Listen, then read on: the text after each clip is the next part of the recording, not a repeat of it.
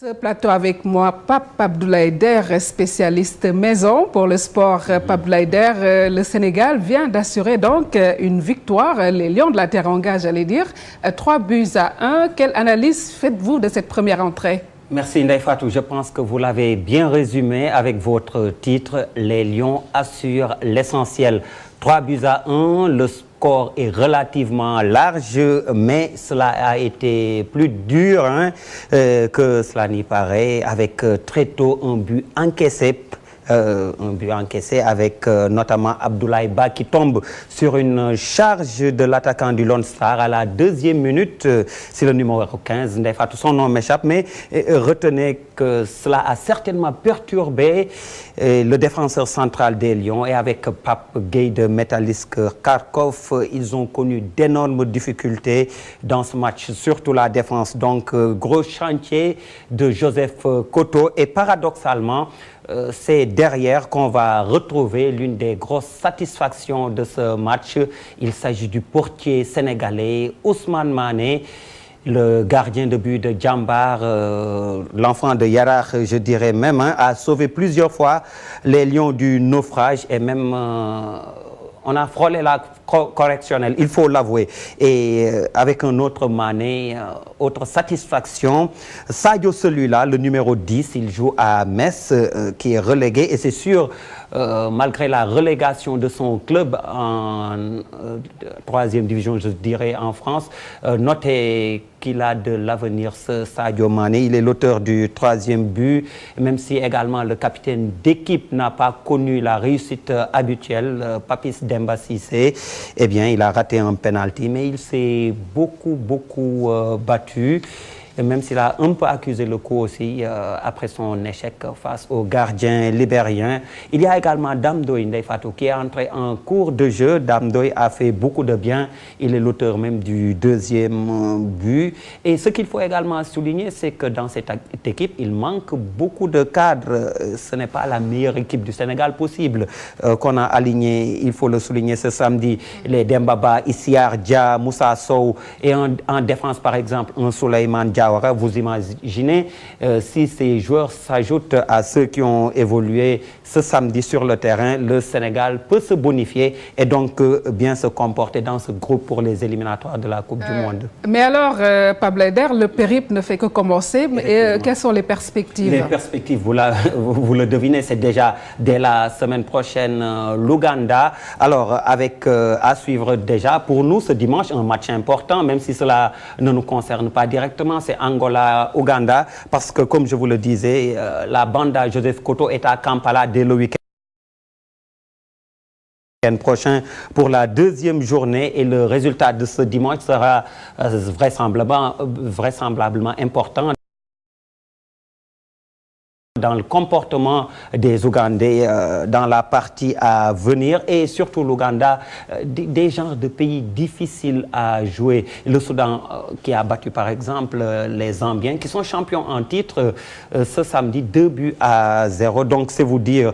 Je veux aussi très rapidement parler de l'adversaire du Sénégal ce samedi, le Libéria. Assez surprenant parce que le style anglophone c'était en général très physique avec le kick and rush.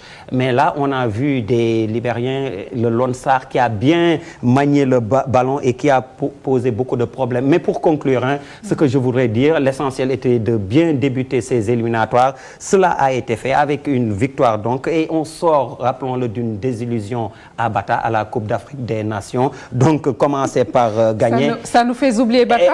Exactement. C'était 3 défaites et là, on commence par une victoire. C'est bien. Et rappelez aussi qu'il n'y avait que 5 joueurs de cette équipe qui étaient sur le terrain.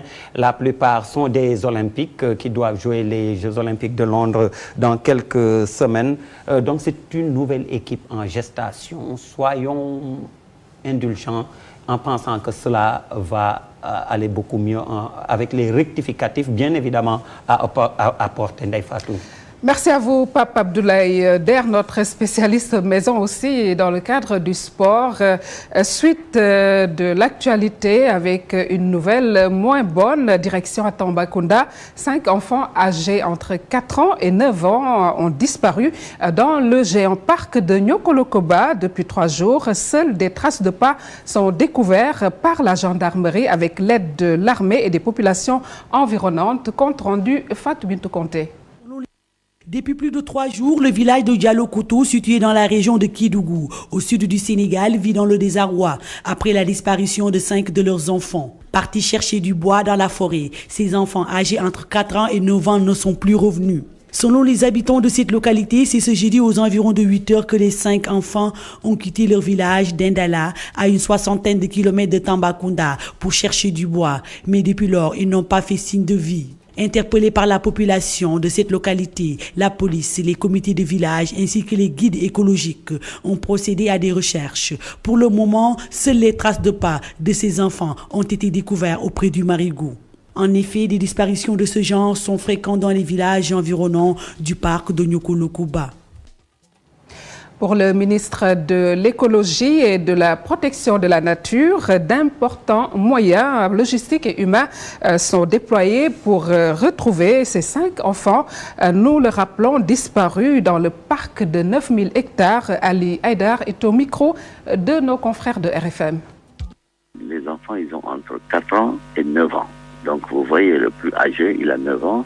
Et presque tous les autres ont entre 5 et 6 ans et un, il a même 4 ans. Donc c'est des enfants qui sont allés dans la périphérie du Nyokolokoba chercher du bois et apparemment ils se seraient perdus à l'intérieur de la forêt du Nyokolokoba. Nous avons déployé énormément de moyens puisqu'il y avait un avion qui survolait, un hélicoptère qui a survolé toute la journée pour en contact. Ce sont des logistiques de l'armée qui étaient mis à notre disposition. Enfin, avec environ 200 militaires, gendarmes, agents des parcs et presque autant de villageois. Donc, il y avait près de 400 personnes qui cherchent les enfants. Mais le Nyokolokoba est très grand, il fait 900 000 hectares. Vers 15 heures, on a eu la chance de voir leurs traces, la trace de leurs pieds autour d'un marigot où apparemment ils seraient venus se désaltérer là. Mais c'est tout. Et bien sûr, les recherches vont continuer. J'espère qu'on les trouvera. Pendant la recherche, on a croisé une meute d'une vingtaine de licaons. Le licaon est un fauve extrêmement dangereux qui malheureusement, s'il croise des enfants, c'est pas bon pour nous. Et nous, on les a croisés, on a été très inquiets. Mais on n'a pas vu de traces de lutte ou de traces d'attaque des licaons sur les enfants. On n'a pas vu ça. La Corniche Ouest, théâtre de plusieurs agressions depuis quelques jours. La dernière victime est un capitaine, ancien chef du GIGN, le groupement d'intervention de la gendarmerie nationale. Il s'en est tiré par légitime défense en tuant un de ses agresseurs. Un poste de police ou une brigade de gendarmerie est sollicité par certains usagers de ce tronçon. C'est un récit de Marie-Christine Mendy et de Gervais Yao. La Corniche Ouest, espace de sport et de détente, un lieu visiblement calme. Et pourtant, il y a quelques jours, dans ce même endroit, un capitaine du groupement d'intervention de la gendarmerie nationale, GIGN, a été victime d'une agression accompagnée de son épouse. Une bande de 3 malfaiteurs armés de couteaux intimés au couple, l'ordre de lui remettre tout ce qu'il détenait par devers lui. Mais c'était sans compter avec la détermination du capitaine qui a fini par mettre fin au jour de l'un des malfaiteurs. Les habitués des lieux déplorent cet incident. Certaines heures à partir de 20 heures comme ça, on ne se hasarde pas trop parce que il y a quelques éléments qui nous permettent de douter un peu de la sécurité du lieu. C'est dommage parce que même le soir, s'il fait chaud dans les demeures, les gens peuvent avoir des endroits où ils peuvent quand même prendre du bon air, etc. Mais c'est dommage qu'on ne puisse plus sortir le soir avec sa femme, avec ses enfants pour venir prendre de l'air sur cette belle plage. Et en même temps, c'est bon que ça soit tombé sur un agent du GIGN parce que ces agresseurs en ont pris malheureusement pour leur grade. Mais si c'était tombé sur un citoyen qui n'a pas les moyens, les techniques de se défendre comme un agent du GIGN, la mort serait du côté de cet agent. Je suis désolé pour la famille de cet agresseur, mais il y a des métiers à ne pas choisir comme agresseur. Certains suggèrent une présence policière pour sécuriser les lieux très fréquentés. C'est un endroit qui est vraiment utilisé par les populations, notamment les jeunes. Il y a quand même certains d'un certain âge, d'autres qui sont d'un certain âge qui pratiquent aussi le milieu. C'est toujours bon pour ces lieux publics comme ça qu'il y ait quand même quelques postes de sécurité ou bien que la police ou la gendarmerie fassent souvent des rondes pour voir un peu ce qui s'y passe, quoi. C'est la énième fois que des cas d'agression sont enregistrés ici. Une raison pour beaucoup de sportifs de se tourner vers les salles de gymnastique. Information de dernière minute, effondrement d'une partie d'un immeuble, bilan 2 blessés. Ils ont été évacués à l'hôpital Le Dantec. L'accident est survenu cet après-midi à la rue Fleuris, entre Galandou-Diouf. Le balcon du premier étage a cédé et atterri sur des vendeurs. C'était des images recueillies par Ibou Sissé.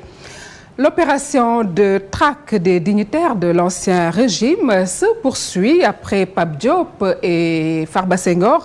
C'est au tour hier du ministre de l'Énergie sous Wade. Samuel Sarr a été auditionné par la gendarmerie dans le cadre de l'enquête sur l'enrichissement illicite. C'est un récit de Daniel Diouf. Les locaux de la section de recherche de Dakar, toujours visités par les dignitaires de l'ancien régime. Après Pape Diop, le président du Sénat, et Farba Senghor, secrétaire national à la propagande du PDS, c'était au tour de l'ancien ministre de l'Énergie et conseiller financier du président Wade de se présenter devant les enquêteurs. L'audition de Samuel Sarr entre dans le cadre de la traque lancée par le nouveau pouvoir pour justifier les richesses de personnalités du régime libéral. Une audition d'un tour d'horloge et demi, 1h30, pour interroger l'ancien ministre de l'Énergie sur son patrimoine actuel. Samuel Sarr devait également des explications aux enquêteurs sur son parcours antérieur à son entrée dans le gouvernement. Les enquêteurs auraient interrogé l'ex-ministre sur ses avoirs financiers acquis en moins de 10 ans. On prête aussi à l'ancien ministre beaucoup de biens immobiliers à Dakar, à Banjul et dans d'autres pays étrangers. De sources proches de l'enquête, Samuel Sarr pourrait à nouveau être convoqué pour une confrontation entre les informations des enquêteurs et ses déclarations. La coalition Leral de Maître El Hadji Diouf dénonce la décision de Macky Sall de confier le ministère de l'Intérieur et l'organisation des élections à un des membres de son parti. La tête de file de Leral et sa coalition exigent de Macky Sall qu'il justifie sa richesse. L'avocat a tenu un point de presse, une conférence de presse plutôt, propos recueillis par Daniel Diouf et Diafaraba. Le chef de l'État dit que il n'a pas encore un parti politique bien implanté. C'est pourquoi il ne va pas prendre le risque de quitter la direction de son parti en violation flagrante des conclusions des assises nationales. Et pourtant, il a signé ces conclusions. Il nomme un ministre de l'Intérieur de son propre parti politique en violation flagrante des conclusions des assises nationales. Notre coalition Leral exige la fourniture de preuves de l'enrichissement de l'actuel chef de l'État. Parce que nous ne sommes pas pour une politique de 2 poids 2 mesures. Que Macky Sall ne dise pas que ce sont des dons. Nous exigeons la production de preuves sur l'origine licite de la richesse du président de la République, M. Macky Sall. Premier salon du mariage à Dakar, les exposants rivalisent d'originalité. Des stands visités par Matassi Diallo, le ministre du Commerce, de l'Artisanat et de l'Industrie. C'est un reportage très intéressé de nos 2 demoiselles, Fatidja et Atanarba. Ce salon du mariage a réuni 50 exposants. Ici, chaque stand a sa spécialité. On est venu au salon du mariage pour habiller nos sœurs, leur montrer les petites facettes, ce qu'il faut faire dans la chambre pour faire plaisir à son homme. Un habillement intérieur en quelque sorte. On fait du maquillage professionnel, du conseil en images, du maquillage artistique. On va faire des démos de maquillage. Super, ça a été très professionnel. Il y a les mandjaks qui sont représentés, les soninké, les sarakolés, les peuls, les serrères, les diolas et même les morts. Le salon du mariage, une première à Dakar, est aussi un moment de découverte pour les visiteurs. C'est la première fois que je viens. mais j'ai trouvé ce qu'elle fait intéressante. Puis j'étais venu voir et puis j'ai même pris un ensemble. C'est bien, je trouve que c'est bien. Et puis ça va aider les femmes à bien retenir leur mari à la maison. Cette rencontre a été une occasion pour la ministre du Commerce de visiter les stands et d'échanger avec les exposants. J'ai été agréablement surprise quand j'ai visité ces 50 stands très riches, depuis les modèles issus de l'artisanat jusqu'à la modernité, pour couvrir tout ce qui est mariage, depuis la demande de mai de la mariée, puisqu'il y a la cola que j'ai vu exposer, jusqu'aux festivités. Le salon du mariage offre le temps d'un week-end la possibilité de découvrir l'univers des créateurs venus d'horizons divers. Voilà, c'était là un salon source d'inspiration qui se poursuit jusqu'à demain. Africa, See You, See Me, c'est le thème de l'exposition de photographie qui se déroule au Centre culturel Goethe-Institut. 24 photographes du continent et d'ailleurs confrontent leurs clichés. Objectif montrer un autre visage de l'Afrique, nous dit Ibou Diouf et Yaya Diallo. À gauche, une Ghanéenne, à droite, une Nigériane, au centre, une Sénégalaise. Des femmes, des pays ou des cultures différentes, mais presque la même expérience de la vie en Afrique. Ici, sur les murs de la galerie du Goethe-Institut, des photos d'ici et d'ailleurs pour montrer une autre image d'un continent. L'exposition mondiale sur l'image de l'Afrique pourrait mettre enfin le point, enfin l'œil sur une image, une société beaucoup plus différente. Des photographes qui confrontent leurs clichés, plus qu'une exposition, un acte militant. Et il y a 24 photographes représentés dans cette exposition, africains et non africains. Là, on essaie de commencer un discours, un échange de langage entre une image de l'Afrique ancienne, en studio, pris en portrait, en noir et blanc, et une image moderne. Ces clichés ont servi de support à ces chasseurs d'images. Ils sont partis à la rencontre de ces Africains avec des thèmes différents. J'ai privilégié la famille, le retour aux sources. Il y a d'autres personnes qui vont privilégier la spiritualité de la femme, la force de la femme, l'enfance, l'histoire, les archives, la souffrance, l'amour, le partage. Au départ, l'objectif est bien défini. Capter les regards, les postures et les expressions qui justifient l'appartenance à un autre continent. C'est exactement ce qu'on essaie de faire aujourd'hui, contrairement à se dire on va juste inviter des photographes d'origine africaine, du continent. Non, il y a des photographes du continent, des photographes comme moi qui sont nés à l'étranger, qui sont franco-sénégalaises, des photographes qui ont été convertis à l'islam, qui donc a un autre regard sur la photographie africaine, mais qui apporte quelque chose aussi. Il y a toutes les inspirations qui se regroupent pour donner un langage universel. Voilà. Ce voyage au cœur de la diversité à travers des photographies. Dans cette galerie du Goethe-Institut se tient l'exposition See You, See Me, qui s'achèvera le 15 juin prochain. Puis comme tous les soirs dans notre édition, zoom sur un Sénégalais lambda. Ce soir, c'est la reine de Sipo. Son nom, Fatou Mané, 85 ans, vit à Sipo, une des îles du Saloum, une localité confrontée à d'énormes difficultés d'ordre socio-économique. Son portrait nous est dressé ici par Fatou Kinedem, image Amdi Biagui.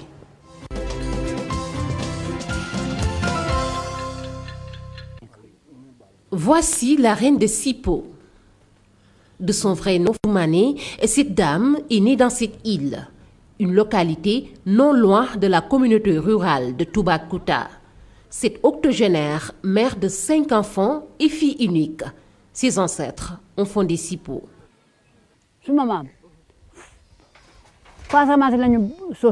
Mon grand-père est originaire de Simbandi en Casamance. Il fut le premier à habiter cette île. Il n'y avait personne ni rien à l'époque. Il a exploité la forêt pour construire des cases.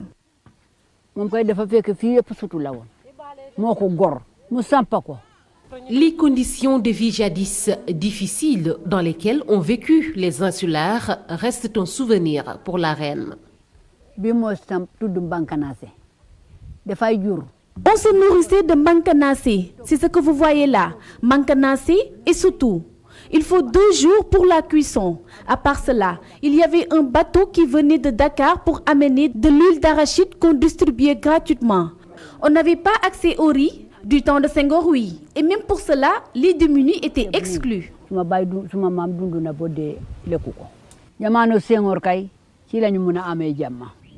Manque d'infrastructures sanitaires, entre autres, l'île Sipo souffre. Fatou Mané interpelle les autorités. Ici, c'est difficile d'avoir accès aux soins de santé. On paie 5 000 francs pour prendre une pirogue pour Toubacouta. Et même arrivé là-bas, tes besoins ne sont pas satisfaits. On a besoin de nourriture. C'est très difficile. L'accès aux ressources, des moyens de travail permettant de booster la principale activité économique de cette île, à savoir la pêche et l'exploitation des fruits de mer, tels sont entre autres le rêve de la reine de Sipo, une femme adulée et respectée. Voilà, c'est la fin de cette édition. Merci à Fatidja, merci à Pierre de Silva et son équipe technique. Réalisation Daniel Diouf. Excellente suite des programmes sur TFM.